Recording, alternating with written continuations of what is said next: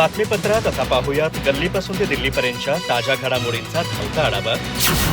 नीट पेपरफुटी आणि दिल्लीतील विद्यार्थ्यांवर झालेल्या लाठीमाराच्या निषेधार्थ राज आणि उद्धव ठाकरे यांनी केंद्र सरकारविरोधात आक्रमक भूमिका घेतली असून या दोन्ही नेत्यांच्या नेतृत्वाखाली रविवारी मुंबईत एक भव्य मोर्चा काढण्यात येणार आहे.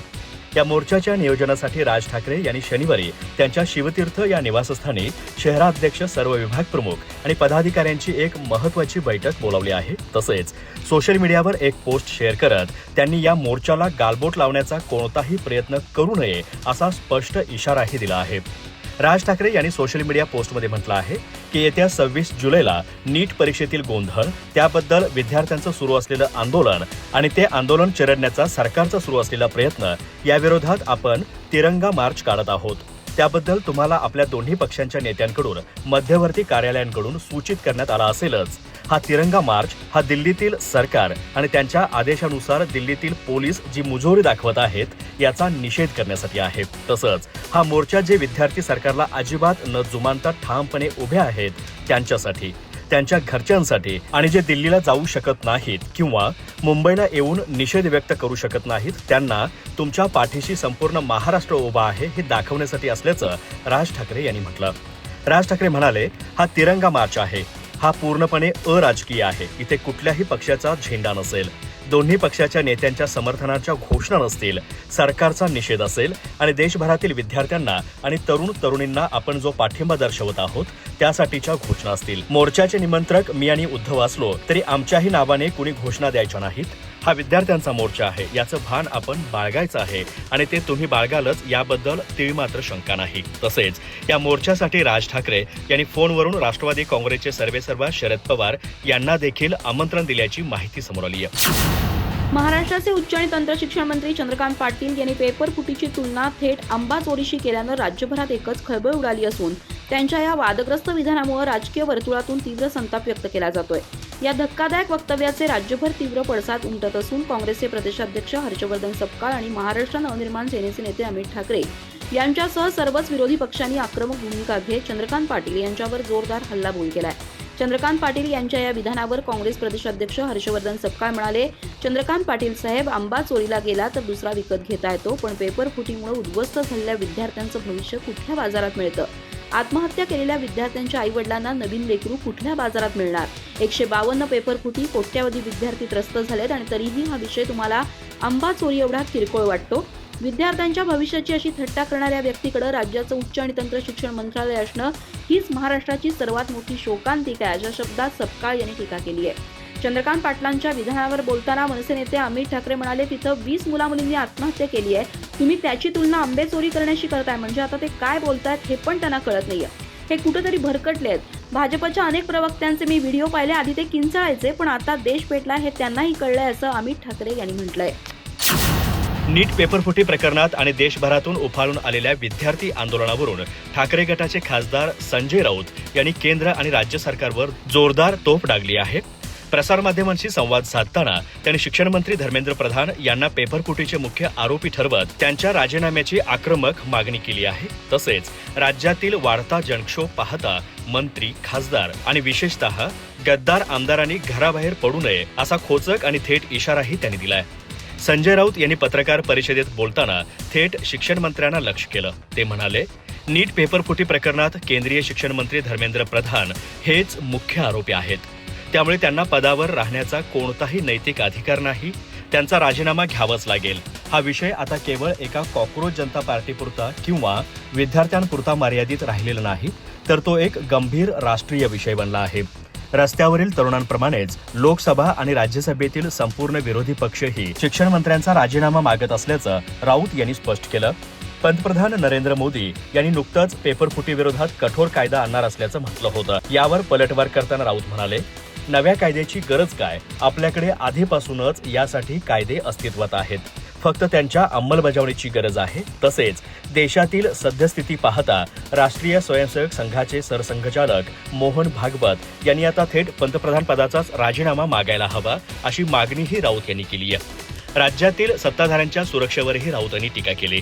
आजकाल शिंदेंचा ताफा एवढा मोठा असतो की तेवढा ताफा तर देशाचे पंतप्रधान नरेंद्र मोदी आणि गृहमंत्री अमित शहा यांचाही नसतो, असा टोला त्यांनी लगावला. मुख्यमंत्री देवेंद्र फडणवीस यांना पक्षश्रेष्ठी दिल्लीत महत्त्वाची जबाबदारी देणार असल्याच्या चर्चांना त्यांच्या पत्नी अमृता फडणवीस यांनी पूर्णविराम दिलाय. पंढरपूर दौऱ्यादरम्यान प्रसारमाध्यमांशी बोलताना त्यांनी महाराष्ट्रातच मला राहायचं आणि देवेंद्रजींनाही महाराष्ट्रातच ठेवणार असं स्पष्ट सांगितलं. त्यामुळे गेल्या काही दिवसांपासून सुरू असलेल्या राजकीय चर्चांवर त्यांनी थेट भूमिका मांडली. यावेळी अमृता फडणवीस यांनी नीट पेपरफुटी प्रकरणावरही प्रतिक्रिया दिली. विद्यार्थ्यांच्या न्यायासाठी सुरू असलेलं आंदोलन योग्य असल्याचं सांगत त्यांनी सरकारनं या प्रकरणात फास्ट ट्रॅक कोर्ट, कठोर शिक्षा आणि भविष्यात पेपरफुटी रोखण्यासाठी आवश्यक उपाययोजना सुरू केल्याचं नमूद केलं. विद्यार्थ्यांची मेहनत वाया जाऊ नये आणि त्यांच्यावर अन्याय होऊ नये यासाठी सरकार गंभीर असल्याचं त्यांनी स्पष्ट केलं. रविवारी मुंबईत राज ठाकरे आणि उद्धव ठाकरे यांनी विद्यार्थ्यांच्या प्रश्नावर संयुक्त मोर्चाची हाक दिली आहे. या राजकीय समीकरणावर भाष्य करताना अमृता फडणवीस यांनी अत्यंत सकारात्मक भूमिका घेतली. त्या म्हणाले, इतके दिवस वेगळे असलेले ठाकरे बंधू आता एकत्र येऊन काहीतरी करतायत. ही नक्कीच चांगली गोष्ट आहे. त्यांच्या या एकत्र येण्याकडे आपण सर्वांनी एका सकारात्मक दृष्टिकोनातून पाहिलं पाहिजे. जंतर मंतर आणि राज्यभरात सुरू असलेल्या नीट विद्यार्थ्यांच्या आंदोलनावरही त्यांनी मत व्यक्त केलं. जोपर्यंत हे आंदोलन केवळ नीट पेपर फुटीच्या मुद्द्यावर आहे तोपर्यंत ते पूर्णपणे योग्य असल्याचं त्यांनी मान्य केलं. मात्र विद्यार्थ्यांच्या पाठीशी सरकार भक्कमपणे उभं असल्याचंही त्यांनी निदर्शनास आणून दिलं. सरकार पडद्यामागे यावर गांभीर्यानं काम करत होतं, ज्याचे परिणाम आता दिसू लागलेत. या प्रकरणासाठी फास्ट ट्रॅक कोर्टाची स्थापना करणं आणि शिक्षेच्या तरतुदी कठोर करणं यासारखे मोठे बदल केले जात आहेत. विद्यार्थ्यांची अपार मेहनत वाया जाऊ नये आणि त्यांच्यावर कोणताही अन्याय होऊ नये याची पूर्ण काळजी सरकार घेते असा विश्वास त्यांनी व्यक्त केला. विरोधी पक्षनेते राहुल गांधी यांनी शनिवारी सलग दुसऱ्या दिवशी पेपरफुटीच्या मुद्द्यावर पत्रकार परिषद घेतली. ते म्हणाले, शिक्षण मंत्री धर्मेंद्र प्रधान यांनी राजीनामा दिलाच पाहिजे. सरकार त्यांचं मंत्रालय बदलण्याचा विचार करत आहे, पण हे आम्हाला मान्य नाही. राहुल गांधी म्हणाले, नरेंद्र मोदींनी तरुणांची माफी मागितलीच पाहिजे. ते भारताचा भूतकाळ आहेत आणि भूतकाळ कधीही भविष्याशी लढू शकत नाही. पत्रकार परिषदेदरम्यान त्यांनी आपल्या काही विद्यार्थ्यांनाही सोबत आणलं होतं. राहुल यांनी शुक्रवारी पत्रकार परिषद घेतली होती, जिथे त्यांनी 20 जुलैच्या विद्यार्थी आंदोलनात जखमी झालेल्या एका तरुणाला सोबत आणलं होतं. यापूर्वी राहुल यांनी शनिवारी सकाळी एक्सवर पोस्ट करताना म्हटलं होतं, मोदीजींनी सर्व काही बंद केलं, पण त्यांना पेपरफुटी बंद करता आली नाही. त्यांनी लिहिलं की सरकारने आपला हक्क मागत असलेल्या निष्पाप विद्यार्थ्यांविरोधात शक्य ते सर्व क्रूर पाऊल उचलले. मेट्रो बंद केली, रस्ते बंद केले, दुकाने बंद करवली, इंटरनेट बंद केले आणि इतकंच काय तर जेवणही थांबवलं. पण मोदीजी, इतके अत्याचार करूनही तुम्हाला पेपरफुटी बंद करता आली नाही. शुक्रवारी त्यांच्या 10 जनपद येथील निवासस्थानी विद्यार्थ्यांच्या आंदोलनात जखमी झालेल्या एका विद्यार्थ्यासोबत पत्रकार परिषद घेतली होती. राहुल म्हणाले, धर्मेंद्र प्रधान हे एक गुन्हेगार शिक्षण मंत्री आहेत. ते आपल्या शिक्षण व्यवस्थेच्या ढासळण्याचे प्रतीक आहेत. त्यांना जावंच लागेल. त्यांच्यामुळेच हजारो लोक रस्त्यावरती आहेत. त्यांनी विद्यार्थ्यांच्या हात, पाठ आणि छातीवरील जखमा दाखवल्या. राहुल म्हणाले, मला हे सांगायचं आहे की इथे उभा असलेला माझा भाऊ त्यावेळी पॅलेट गनने जखमी झाला होता, जेव्हा तो तिरंगा घेऊन शांततेत आंदोलन करत होता. टीईटी पेपरफुटी प्रकरणात भिवंडी पोलिसांना मोठं यश मिळालं असून या रॅकेटचा मुख्य सूत्रधार बिजेंद्र कुमार गुप्ता याला बिहारमधून अटक करण्यात आली आहे. अनेक दिवसांपासून फरार असलेल्या आरोपीचा गुप्त माहिती आणि विविध राज्यांच्या पोलिसांच्या समन्वयातून शोध घेण्यात आला. अटकेनंतर त्याला भिवंडीत आणण्यात येत असून न्यायालयात हजर केलं जाणार आहे.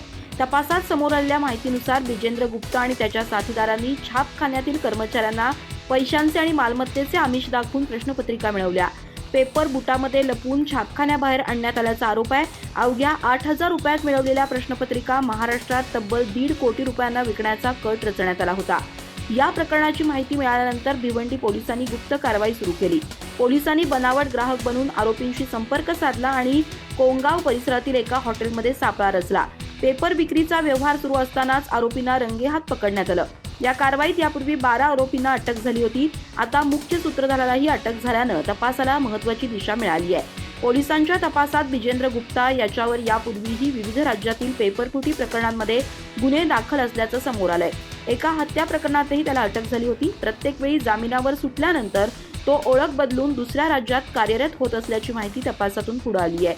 आता या अटकेनंतर देशभरातील पेपरफुटी रॅकेटचे आणखी धागेदोरे समोर येण्याची शक्यता पोलिसांनी व्यक्त केली आहे. श्री क्षेत्र पंढरपूर येथे आषाढी एकादशीनिमित्त शनिवारी पहाटे 3च्या सुमारास श्री विठ्ठल रुक्मिणी मातेची शासकीय महापूजा संपन्न झाली. मुख्यमंत्री देवेंद्र फडणवीस आणि त्यांच्या पत्नी अमृता फडणवीस आणि मानाचे वारकरी दाम्पत्य यांच्या हस्ते परंपरेनुसार ही पूजा झाली. पंढरपूरमध्ये पांडुरंगांच्या दर्शनासाठी लाखो भाविकांनी हजेरी लावली आहे. विठ्ठलाच्या दर्शनासाठी तब्बल 28 तास लागत आहेत. यंदा मुख्यमंत्र्यांसोबत पूजा करण्याचा मान धाराशिव जिल्ह्यातील गौरगावच्या बाबासाहेब माने वय 70 आणि प्रभावती माने वय 68 या वारकरी दाम्पत्याला मिळाला. शेतकरी असलेले माने दाम्पत्य गेल्या 20 वर्षांपासून पंढरपूरची वारी करत आहे. तत्पूर्वी मध्यरात्री 1:15 वाजता श्री विठ्ठल रुक्मिणीचे पदस्पर्श दर्शन बंद करण्यात आले. त्यानंतर 1 ते 1:45 पर्यंत समितीचे सहअध्यक्ष गहिनीनाथ महाराज औसेकर आणि शिवाजीराव मोरे यांच्या हस्ते नित्यपूजा करण्यात आली. मुख्यमंत्री देवेंद्र फडणवीस यांचे सपत्नीक मंदिरात आगमन झालं.